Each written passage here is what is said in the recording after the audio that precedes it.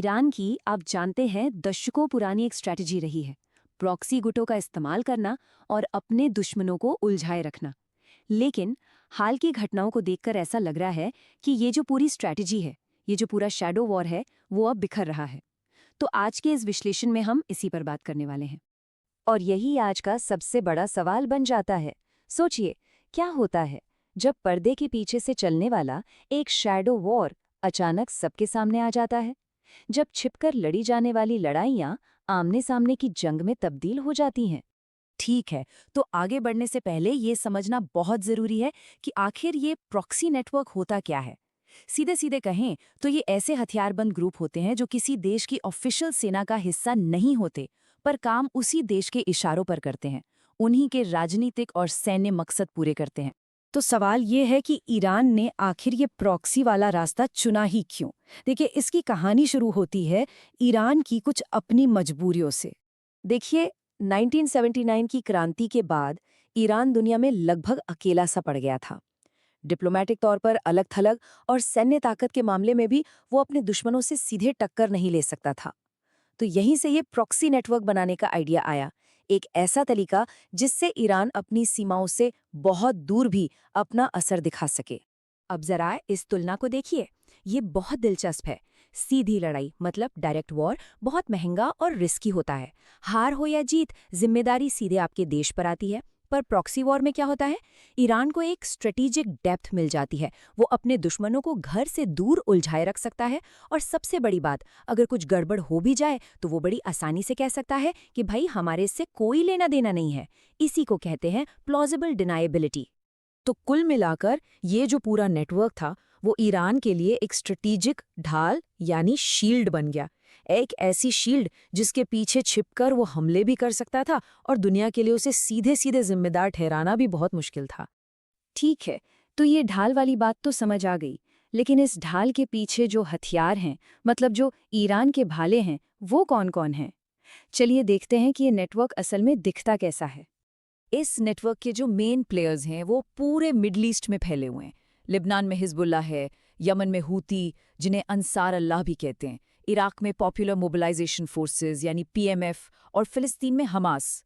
और ये सभी ग्रुप्स ईरान से हथियार, पैसा, ट्रेनिंग सब कुछ हासिल करते हैं। और इससे ये बात और भी साफ हो जाती है कि ईरान की मदद कितनी सीधी है। ये टेबल देखिए, ये यमन के हूतियों के मिसाइल आर्सेनल को दिखाती है। अल मंदाब 2 से लेकर कुद्स Z0 तक ये सारी मिसाइलें या तो सीधे ईरान से आई हैं या फिर ईरानी टेक्नोलॉजी पर बनी हैं। और जरा इनकी रेंज देखिए, 800 किलोमीटर तक। मतलब आप सोच सकते हैं कि ईरान ने इन ग्रुप्स को कितना ज्यादा खतरनाक बना दिया है। अब इराक में जो पीएमएफ है, उसका मामला तो और भी ज्यादा पेचीदा है। ये जो कोटेशन है, ये इसे बिल्कुल सही तरीके से बताता है। ये ग्रुप्स एक तरह के ग्रे जोन में काम करते हैं।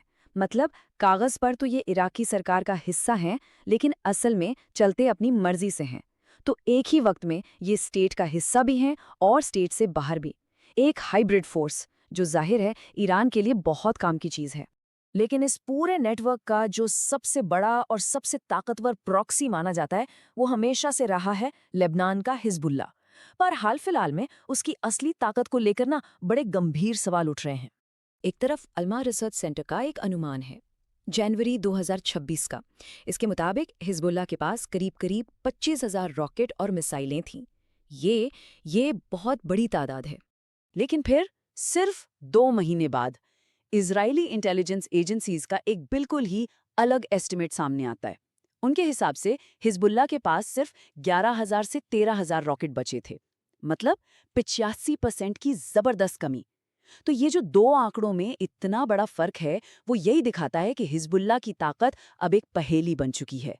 और हिजबुल्लाह की ताकत पर उठा ये सवाल अकेला नहीं है। असल में ईरान के पूरे प्रॉक्सी नेटवर्क पर चारों तरफ से दबाव पड़ रहा है और अब उसमें दरारें साफ-साफ दिखने लगी हैं। पिछले कुछ वक्त की घटनाओं पर नजर डालें तो पूरी तस्वीर साफ हो जाती है। सबसे पहले दिसंबर 2024 में सीरिया में असद सरकार गिर गई। ये ईरान के लिए एक बहुत बहुत बड़ा झटका था, क्योंकि लेबनान तक हथियार पहुंचाने का ये मेन लैंड रूट था। फिर 2025 में अमेरिका ने इराक में ईरान के प्रॉक्सी ग्रुप्स पर दबाव बढ़ाना शुरू कर दिया। और जैसा हमने देखा, मार्च 2026 आते-आते तो हिजबुल्लाह की अपनी ताकत पर ही सवालिया निशान लग गए। देखिए, सीरिया का हाथ से जाना ये सिर्फ एक घटना नहीं थी, ये ईरान की पूरी स्ट्रैटेजी के लिए एक भूकंप की तरह था। सोचिए, जो सप्लाई लाइन सालों से बिना किसी रोक टोक के चल रही थी, वो रातों रात बंद हो गई। अब ऐसे में पूरे नेटवर्क को सपोर्ट करना और उसे बनाए रखना बहुत ज्यादा मुश्किल हो गया है। और जाहिर है, जब प्रॉक्सी वाली ये ढाल कमजोर पड़ती है, तो फिर ईरान के पास छिपने की ज्यादा जगह बचती नहीं है। इसका मतलब बिल्कुल साफ है, वो जो प्लॉजिबल डिनायबिलिटी वाला दौर था, वो अब खत्म हो रहा है। प्रॉक्सी के पीछे छुपकर लड़ने की जो स्ट्रैटेजी थी, वो अब उतनी कारगर नहीं रही। और यही इस पूरे विश्लेषण का सबसे बड़ा पॉइंट है। जैसे जैसे ईरान के प्रॉक्सी कमजोर पड़ रहे हैं, उसे अपने इंटरेस्ट बचाने के लिए खुद मैदान में उतरना पड़ रहा है। और इसका नतीजा क्या है? नतीजा ये है कि अब ईरान और उसके दुश्मनों के बीच डायरेक्ट टकराव यानी सीधे सीधे जंग का खतरा बहुत ज़्यादा बढ़ गया है। इस पूरे स्ट्रैटेजिक शिफ्ट को हम 3 स्टेप्स में देख सकते हैं। स्टेप 1, द शील्ड यानी ढाल, जब ईरान ने प्रॉक्सी का इस्तेमाल करके इनडायरेक्टली अपनी ताकत दिखाई। स्टेप 2, द क्रैक्स यानी दरारें, जब ये प्रॉक्सी कमज़ोर होने लगे और उनकी रोकने की ताकत कम हो गई।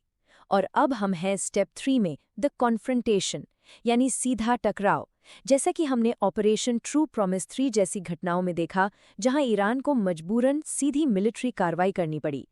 तो आज हम एक बहुत ही खतरनाक मोड़ पर खड़े हैं। जो शैडो वॉर था वो खत्म हो रहा है और पर्दा उठ रहा है। ऐसे में सवाल ये उठता है कि जब ये ढाल पूरी तरह से टूट जाएगी, तो क्या फिर पूरे इलाके में एक बड़ी जंग होना तय है? ये एक ऐसा सवाल है जिसका जवाब शायद आने वाला वक्त ही देगा।